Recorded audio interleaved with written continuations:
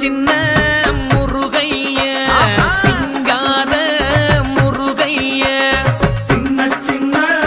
முருகைய சிங்கார முருகைய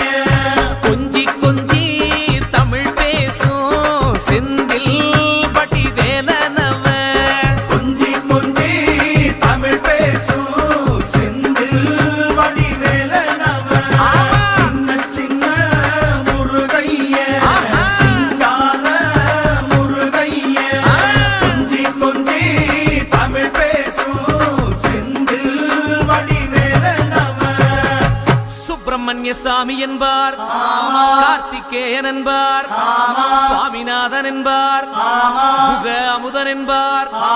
பாலசுப்பிரமணியன் என்பார், கருணாகரன் என்பார்,